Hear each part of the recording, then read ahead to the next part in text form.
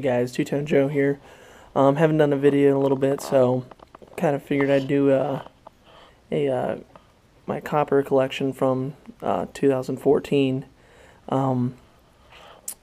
Since I'm not out detecting, I just want to kind of show you guys what I got in 2014 and hopefully what I'll be getting in this year, 2015. So,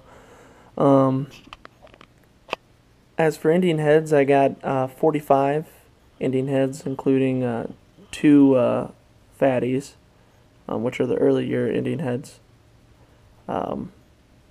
One's 1859, the first year issued. It's pretty crusty, but got a date. And the other is an 1863. And this is for 2014, remember. On the first, I got my first Indian head, or first Indian head and first fatty of the year. So that was pretty cool.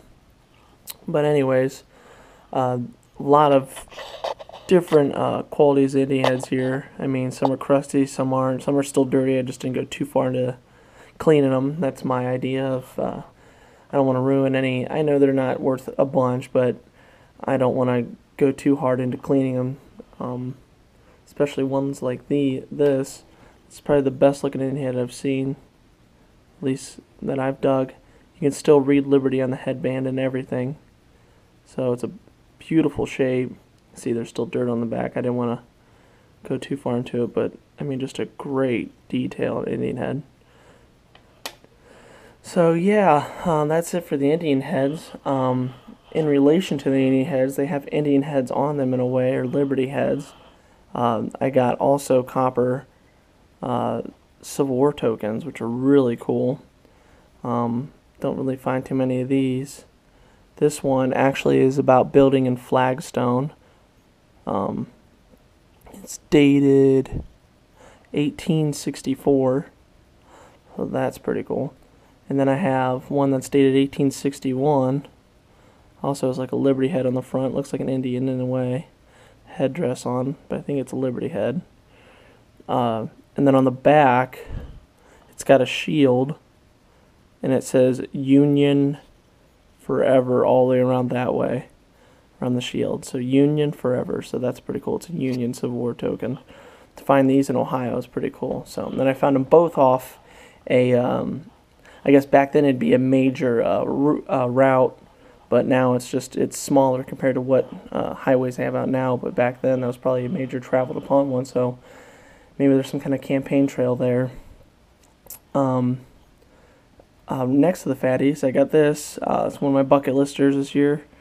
Another great piece of copper. It's a United States 2-cent piece, 1866.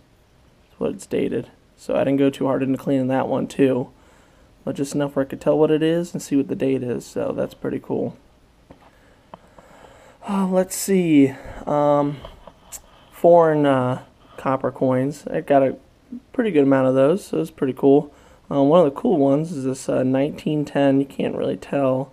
It's got some interesting detail on there with the dragon on it and everything. It's a 1910 Chinese copper coin. I don't know if it's 1 cent, but I know it's a copper coin. So really cool. There's a dragon all coiled around. So then I got a. This is a Canadian 1 cent. See, in 1928, sorry, I had to look at it. So that's cool. Another Canadian. This is an earlier one, 1939, so I thought that was pretty cool when I found that. Ring up nice. Ring up kind of like silver. And then just a, I believe this is a, it's a centennial Canadian coin. I thought that was pretty cool. I don't see too many of those.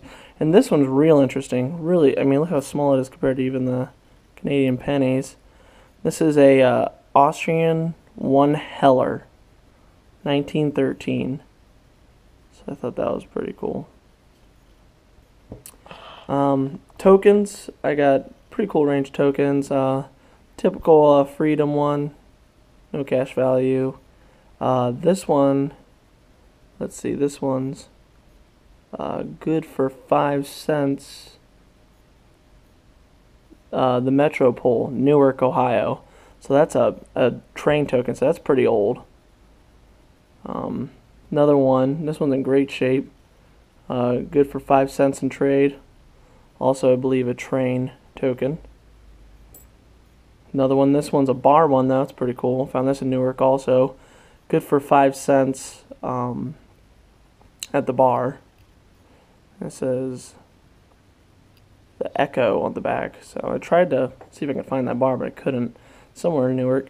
And then your typical Chuck E.